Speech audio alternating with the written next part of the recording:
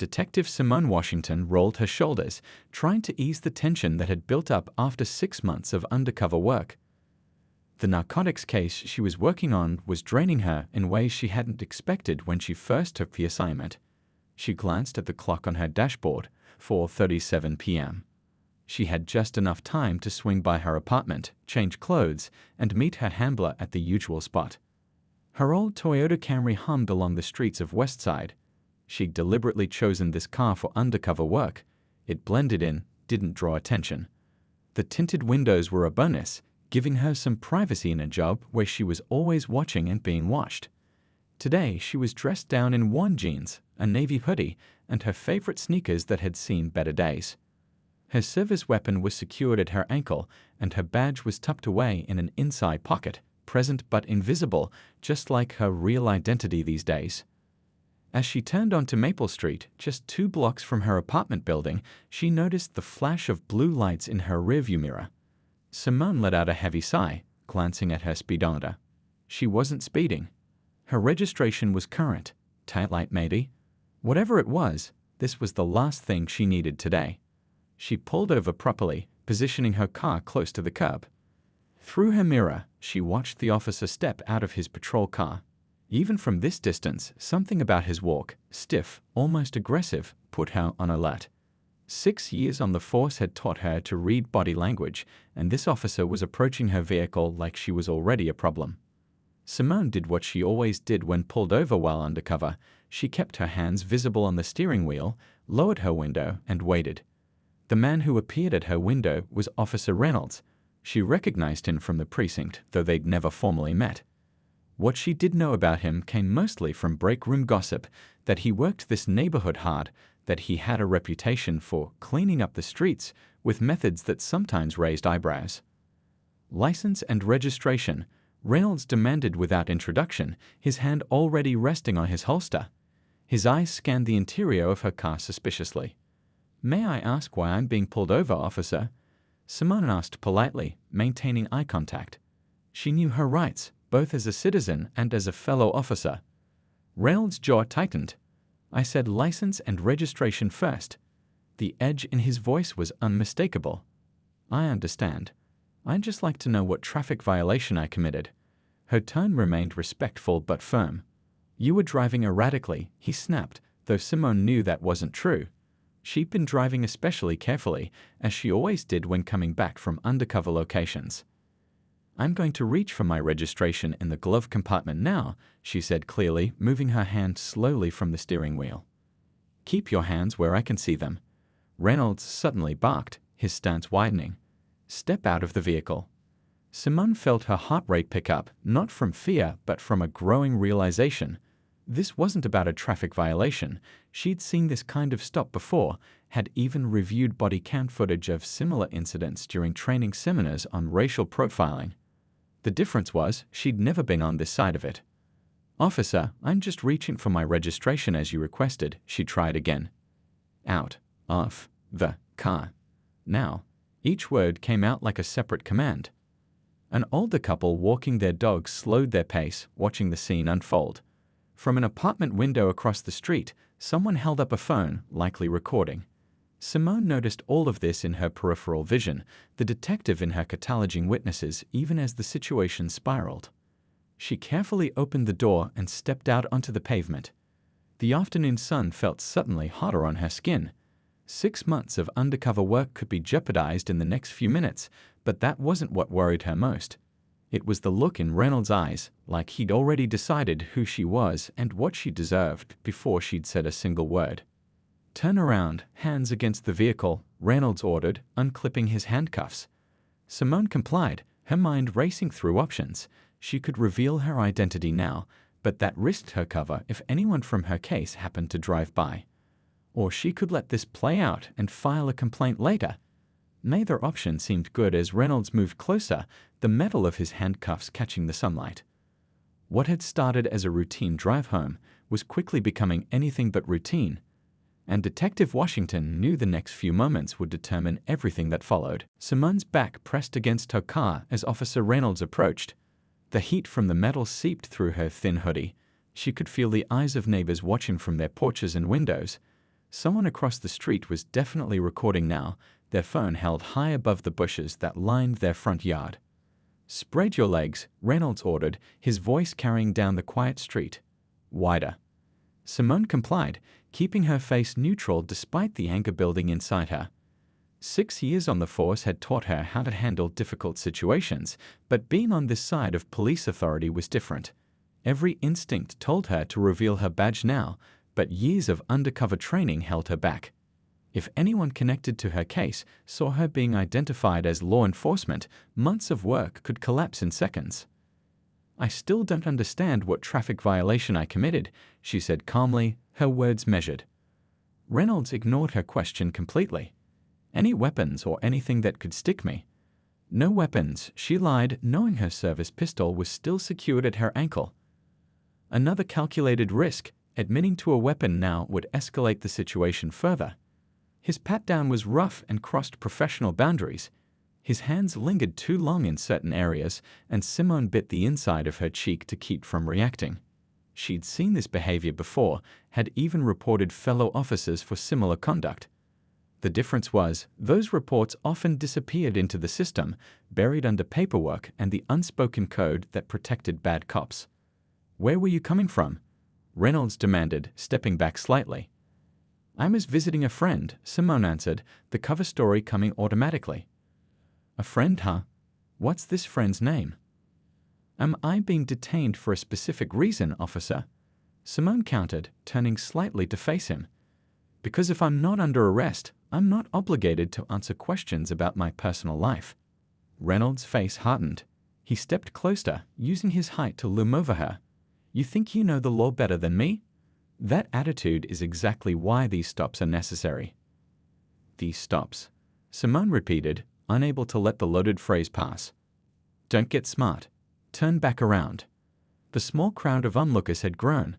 Mrs. Chen from the apartment building had come outside with her grocery bags, watching with concern. 2 teenagers on bikes had stopped at the corner, whispering to each other. Simone recognized one as the younger brother of a guy she'd arrested last year. If he recognized her, her cover could be blown right here. "Officer, I think there's been a misunderstanding," Simone tried again, keeping her voice steady. "I wasn't driving erratically. My license and registration are valid. I'd be happy to show them to you if—" "You don't tell me how to do my job," Reynolds snapped, grabbing her wrist and twisting it behind her back with unnecessary force. The sudden pain made Simone gasp. "That's excessive force," she said through gritted teeth, professional training taking over. "Badge number 6824, right? Officer Reynolds?" His grip tightened at the sound of his name. "How do you know who I am?" Simone realized her mistake too late. A civilian wouldn't likely memorize his badge number at a glance. Reynolds spun her around, suspicion darkening his face. "Who are you really?" he demanded, his hand moving to his handcuffs. "Got something to hide? Maybe that's why you were so nervous when I pulled you over." "I wasn't nervous," Simone corrected him. "And I have nothing to hide." "We'll see about that." Reynolds roughly grabbed her other wrist. "I'm detaining you until we sort this out. Your car matches a description we received." This was news to Simone. What description? For what crime? Instead of answering, Reynolds clicked the first cuff around her wrist. The cold metal bit into her skin as he tightened it a notch too far.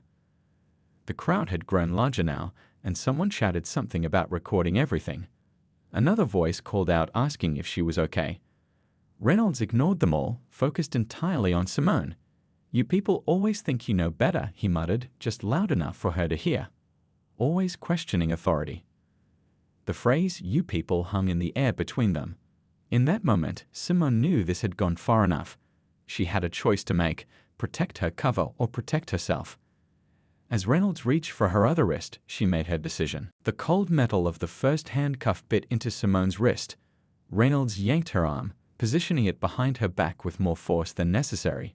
Pain shot through her shoulder, the same one she'd injured during police training years ago. She winced but refused to give him the satisfaction of hearing her cry out. "Stop resisting," Reynolds barked, though Simone had been completely compliant. "I'm not resisting," she replied evenly, keeping her voice controlled despite the anger building inside her. "There's no need for this level of force." A small crowd had gathered now. At least 5 neighbors stood watching from the sidewalk.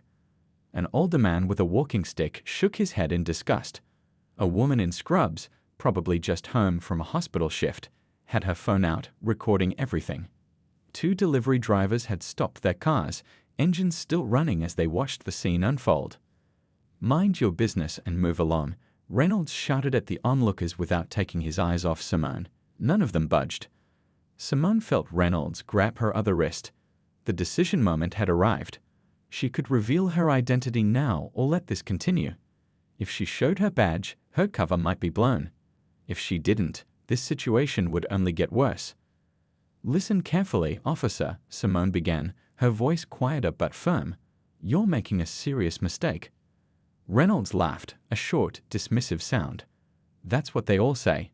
Hands behind your back. Now." "They all say? Who exactly is they?" Simone challenged, turning her head slightly to catch his eye. Reynolds' face darkened. He slammed her against the car harder this time, knocking the wind from her lungs.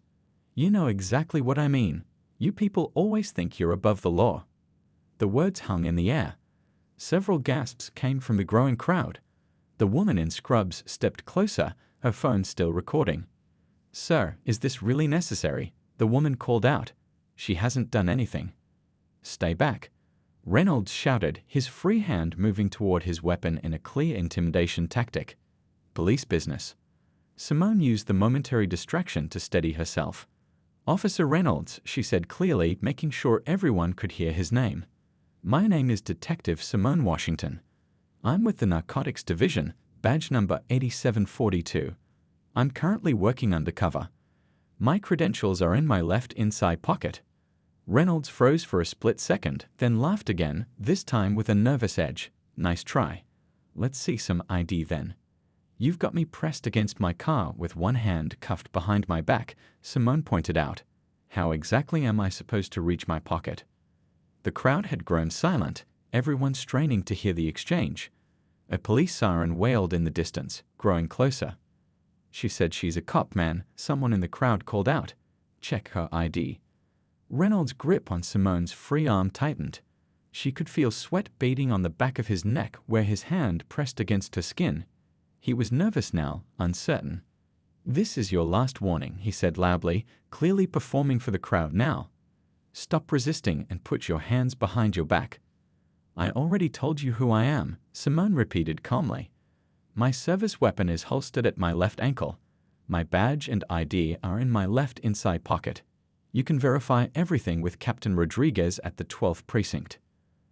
The mention of her captain's name seemed to give Reynolds pause. The siren was very close now, and blue lights flashed at the end of the street. Someone had called for backup, though whether it was a concerned citizen or Reynolds himself was anyone's guess. "This is your last chance," Simone said, her patience wearing thin. "Remove these cuffs and check my credentials, or you'll be explaining to the chief why you arrested a fellow officer in the middle of an ongoing undercover operation." Reynolds hesitated, his breathing heavy in her ear. The patrol car pulled up to the curb, lights flashing. The driver's door opened, and a tall officer stepped out, taking in the scene with obvious confusion. His colleague, a crowd of angry onlookers with phones raised, and a handcuffed woman pinned against a car. "What's going on here, Reynolds?" the new officer called out. Reynolds didn't answer immediately. His hand moved from Simone's arm toward her left pocket, fingers trembling slightly. The crowd grew quiet as he reached inside and pulled out a leather wallet. When he flipped it open, the gold detective's badge caught the afternoon sunlight, glinting for everyone to see. Time seemed to stop as Reynolds stared at the badge in his hands. His face drained of color so quickly that Simone thought he might pass out. The gold detective's shield gleamed in the afternoon sun, impossible to mistake for anything else. Next to it, her ID card showed her official police photograph, Detective Simone Washington, Narcotics Division. "Take the cuffs off, now." The new officer, Lieutenant Wilson, according to his nameplate, had approached and was looking over Reynolds' shoulder at the badge. Reynolds fumbled with the key, his hands shaking slightly as he unlocked the handcuff. When the metal released from her wrist, Simone rolled her shoulder and rubbed the red mark the too tight cuff had left behind. "Detective Washington," Lieutenant Wilson said, his tone shifting immediately to one of respect. I apologize for this misunderstanding. Is that what we're calling it? Simone asked, her voice steady but cold as she took her badge back from Reynolds' still frozen hands. The crowd of onlookers had grown even larger, and at least a dozen phones were recording everything. This would be all over social media within the hour. I was just following protocol, Reynolds finally managed to say, though his voice cracked halfway through. The vehicle matched a description. What description? Simone cut him off. Because I checked the alerts before I left the station an hour ago, and there was nothing about a Toyota Camry in this area. Reynolds' mouth opened and closed, no words coming out. Your body camera on, Officer Reynolds? Simone asked, knowing full well department policy required it for all stops. His hand moved reflexively to the small black device clipped to his chest. The red light was blinking, confirming it was recording. Simone almost smiled. Everything from his "you people" comments to the excessive force would have been captured. Lieutenant Wilson cleared his throat awkwardly. Detective, perhaps we should continue this discussion at the station. Oh, we definitely will, Simone agreed, but first I want to make something clear. She turned to face the crowd, making sure Reynolds' body camera had a clear view of her. My name is Detective Simone Washington. I've been with this department for 6 years. What happened here today was not protocol. It was not a misunderstanding. It was racial profiling, pure and simple. A murmur ran through the crowd. Someone clapped. The woman in scrubs nodded firmly, still recording. Detective, please. Lieutenant Wilson started, but Simone wasn't finished. I was followed for 3 blocks before being pulled over for allegedly driving erratically, which I wasn't. I was not told why I was being detained. I was handled with excessive force despite being completely compliant, and that was referred to as "you people" by Officer Reynolds here. She turned back to face both officers. Now imagine if I hadn't been a detective. Imagine if I was just an ordinary black woman trying to get home. Reynolds stared at the ground, unable to meet her eyes. Lieutenant Wilson looked deeply uncomfortable, glancing nervously at the recording crowd. Your captain has been notified, Lieutenant Wilson said quietly. He's on his way. Simone nodded. Captain Thomas would be furious, both about her cover potentially being blown and about the way she'd been treated. 6 months of undercover work might have just gone up in smoke, but in this moment, Simone couldn't bring herself to care. Some things were more important than a single case. A black SUV turned the corner and pulled up sharply behind the patrol car. The driver's door swung open and Captain Thomas stepped out, his face like thunder. He took in the scene in one sweeping glance, the crowd with their phones, Simone standing tall but with a reddened wrist, Reynolds looking like he wanted the ground to swallow him whole. Detective Washington, Captain Thomas called out as he approached. Are you all right? Yes, sir, Simone replied. Though Officer Reynolds and I were just having an interesting discussion about department protocols regarding traffic stops. Captain Thomas' eyes narrowed as they fixed on Reynolds, who seemed to shrink under the senior officer's gaze. Lieutenant Wilson, Captain Thomas said without looking away from Reynolds, please escort Officer Reynolds back to the station. I need to speak with Detective Washington privately, and then we'll all have a very thorough conversation about what happened here today. As Reynolds was led away, Simone caught his eye one last time. The fear she saw there wasn't just about losing his job. It was the dawning realization that everything he thought he could get away with had just caught up with him at last. Captain Thomas gestured toward his SUV, and Simone followed him away from the crowd. She could still feel their eyes on her back, hear the murmurs and occasional calls of support. Someone shouted, "We got it all on video." Another voice added, "We got your back, detective." Once they were beside the vehicle, Captain Thomas turned to her, concern etched on his weathered face. "You hurt?" Simone rubbed her wrist. The skin was still red where the cuffs had dug in. Nothing serious. What happened? The full version. She told him everything, being followed for blocks, the aggressive approach, the "you people" comment, the excessive force. Captain Thomas's expression darkened with each detail. Your cover might be compromised, he finally said, glancing at the crowd. Most were still filming, their phones pointed directly at them.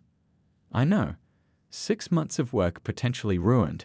Simone had infiltrated a mid-level drug operation that was flooding the neighborhood with a particularly dangerous batch of pills. She'd finally gained enough trust to learn about an upcoming meeting with their supplier, information that could help them take down the entire network. Now all of that was in jeopardy. "We need to pull you out," Captain Thomas said, confirming her fears. "This video will be everywhere by tonight." Before she could respond, a woman pushed through the crowd and approached them. It was Mrs. Chen from the apartment building across the street. She carried a paper cup of water, which she offered to Simone. "I saw everything," Mrs. Chen said, her eyes darting nervously to Captain Thomas. "That officer, he does this all the time. Last month he dragged my nephew out of his car for no reason, searched him in front of everyone. The boy was just delivering groceries to me." Captain Thomas pulled out a small notepad. "Ma'am, would you be willing to make an official statement about that incident?" Mrs. Chen hesitated, then nodded. "Yes, it's time someone said something." As the captain took down her information, Simone noticed others from the crowd stepping forward. The woman in scrubs, the older man with the walking stick, a postal worker who had stopped his route to watch. Each have a story about Officer Reynolds, a rough search, an unnecessary stop, a dismissive attitude. Simone's phone buzzed in her pocket. A text from her handler. "Cover blown? News spreading fast. Need to extract our UC asset." Her undercover operation was definitely compromised. Months of work down the drain. But as she watched the line of citizens forming to give statements, Simone realized something bigger was happening here. Captain Thomas finished with Mrs. Chen and returned to Simone's side. "This is turning into something, isn't it?" "It already was something," Simone replied. "These people have been dealing with this for years. Nobody listened." "We're listening now," the captain said grimly, flipping through pages of notes. "Reynolds has 3 complaints filed against him in the last year alone, all dismissed for insufficient evidence." "Well, there's plenty of evidence today." Simone gestured toward the phones still recording their conversation. 2 more police cars pulled up, followed by a news van. A reporter jumped out with a cameraman close behind. "Great," Captain Thomas muttered. "Just what we need." But Simone wasn't so sure this was a bad thing. Sometimes justice needed witnesses. Sometimes the only way to fix a broken system was to expose it to the light. The reporter approached, microphone extended. "Detective Washington, Channel 5 News. Can we get your statement about what happened here today?" Captain Thomas stepped between them. "No comment at this time. This is an ongoing internal investigation." "Actually," Simone said, stepping forward, "I do have something to say." The captain shot her a warning look, but Simone had made her decision. Her undercover case mattered, but this mattered more. How many others had Reynolds stopped who didn't have a badge to protect them? How many times had this happened with no cameras around, no witnesses brave enough to speak up? "Detective," Captain Thomas cautioned, "think about what you're doing." Simone was thinking about Mrs. Chen's nephew, about all the others who had come forward, about the countless more who hadn't. This wasn't just about one bad traffic stop or one officer with a history of racial profiling. This was about a system that had allowed it to continue unchecked for years. She faced the camera, badge still in hand. "My name is Detective Simone Washington, and what happened here today?" 3 days later, Simone sat in a hard plastic chair outside the Internal Affairs office. The hallway was quiet except for the occasional ringing phone or the soft squeak of shoes on the polished floor. This was her 3rd visit this week. Each time, more questions, more forms, more statements to sign. Her phone hadn't stopped buzzing since the incident. The video had spread like wildfire, over 2 million views across different platforms. Local news picked it up first, then national. Her face was everywhere. Hashtag Detective Washington was trending. So was hashtag Fire Reynolds. "Detective Washington." A woman in a crisp suit opened the door. "They're ready for you now." Simone entered the conference room where 4 people waited. The head of Internal Affairs, Lieutenant Rivera, the police chief, Chief Daniels, the department's legal counsel, Ms. Patel, and, surprisingly, Mayor Winters himself. The presence of the mayor told Simone everything she needed to know. This had become much bigger than one traffic stop. "Please, sit down," Chief Daniels said, gesturing to an empty chair. Simone took a seat, back straight, hands folded on the table. 6 years on the force had taught her how these meetings worked. Show respect, but don't show weakness. "We've reviewed Officer Reynolds' body camera footage," Lieutenant Rivera began, "as well as 27 separate videos from bystanders' phones. The evidence is clear." "Reynolds has been suspended without pay," Chief Daniels added. "The investigation is ongoing, but I want you to know we're taking this seriously." "Very seriously," the mayor emphasized, leaning forward. "Detective Washington, you should know that since this incident, 23 people have come forward with similar complaints about Officer Reynolds." 23, dating back 3 years. Simone wasn't surprised. She'd seen Reynolds' type before, officers who believed the badge gave them the right to harass certain citizens who saw some neighborhoods as combat zones rather than communities. "We've also pulled his stop records," Ms. Patel said, sliding a folder across the table. "He was stopping black drivers at over 4 times the rate of white drivers in the same areas. The data is damning." Simone opened the folder and scanned the numbers. Statistics that represented hundreds of people who'd been treated the way she had, or worse, with no detective's badge to protect them. "What happens now?" Simone asked. The 4 exchanged glances. Chief Daniels cleared his throat. "That's partly why we wanted to speak with you. This incident has created an opportunity." "An opportunity?" Mayor Winters nodded. "For real change. The public is outraged. They're demanding accountability, not just for Reynolds, but for the whole system that protected him. We're proposing a department-wide review of traffic stop protocols," Lieutenant Rivera explained. "New training requirements. An independent civilian oversight committee with actual enforcement powers. And we want you to be involved," Chief Daniels said. "Your perspective as both an officer and someone who experienced profiling firsthand would be invaluable." Simone looked at each face around the table. She'd seen promises of change before. Task forces formed, reports written, recommendations made, and then quietly shelved once public attention moved on. "With all due respect," she said carefully, "how is this different from the last 3 reform initiatives that went nowhere?" Ms. Patel smiled slightly. "Because this time we have this." She slid a second folder across the table. Inside was a legal document, a consent decree with the Department of Justice. Federal oversight of the department's practices, with binding benchmarks and consequences for non-compliance. "The mayor called the Attorney General personally," Chief Daniels explained, looking less than thrilled about federal involvement in his department. "This puts teeth in the reforms." Simone closed the folder, thoughts racing. Her undercover operation had been compromised. Another team had already moved in to salvage what they could. 6 months of her work down the drain. But here was a different kind of opportunity. "I have conditions," she finally said. "We expected you might." Mayor Winters nodded. "Let's hear them." "First, complete transparency. The public sees everything, Reynolds' full record, all the complaints, how they were handled, and who handled them." Simone looked directly at Chief Daniels, who shifted uncomfortably. "Second, this isn't just about Reynolds. Any officer with similar patterns gets the same scrutiny."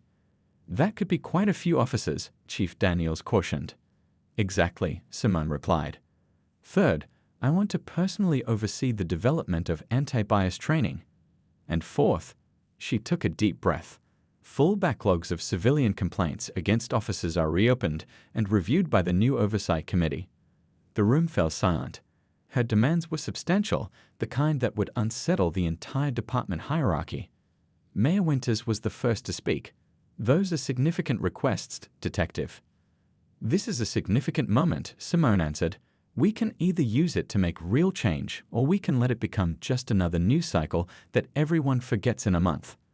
The 4 exchanged glances again, a silent conversation happening in looks and subtle nods.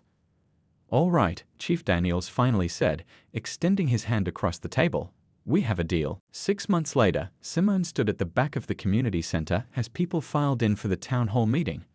The room buzzed with conversation, every chair filled, people standing along the walls. She recognized May faces, Mrs. Chen from across the street, the woman in scrubs who had filmed everything, dozens of community members who had become familiar over the months of meetings and interviews. A hand touched her shoulder. It was Captain Thomas. "Big turnout," he said, surveying the packed room. "Word's getting around," Simone replied. "People are starting to believe that speaking up actually matters." Captain Thomas nodded. 3 more officers suspended last week based on the complaint review. Chief Daniels is furious. Let him be, Simone said. The numbers don't lie. The Civilian Oversight Committee had been working through the backlog of complaints. Hundreds of reports that had been filed and forgotten. Patterns emerged. Names appeared again and again. The system that had protected problem officers was finally being dismantled. You're up in 5 minutes, Captain Thomas reminded her. Nervous. Simone shook her head. Public speaking had never bothered her, even before she became the unexpected face of police reform in the city. Her inbox was still flooded with messages, interview requests, speaking invitations, and most importantly, people sharing their own stories of being profiled, harassed, and dismissed. At the front of the room, Mayor Winters approached the microphone. The crowd quieted. Good evening, everyone. Thank you for coming. As promised, tonight we'll be sharing the 3-month progress report on our police reform initiatives. Simone listened as the mayor outlined the changes. 58 officers across the department had been flagged for concerning patterns in their stop data. 23 had faced disciplinary action. 12 had been terminated, including Officer Reynolds. And now, Mayor Winters said, I'd like to invite Detective Simone Washington to share updates on our new training program. The applause was immediate and loud as Simone made her way to the podium. She placed her notes down, looking out at the sea of faces. Trust was being rebuilt, slowly but surely.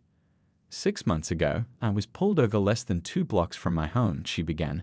What happened next exposed something that many in this community already knew, that there were officers who weren't serving with equality and respect. Nods rippled through the audience. Today, I want to share what we've accomplished together.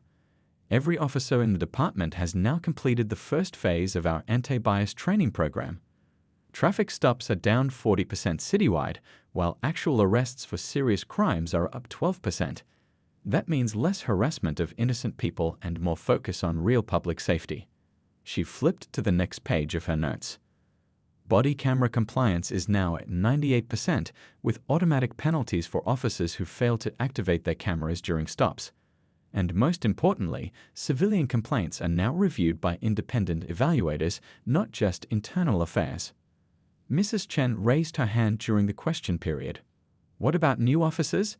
How do we make sure this doesn't happen again with the next generation? Good question, Simone replied. As of last month, Police Academy training now includes 40 hours of community engagement.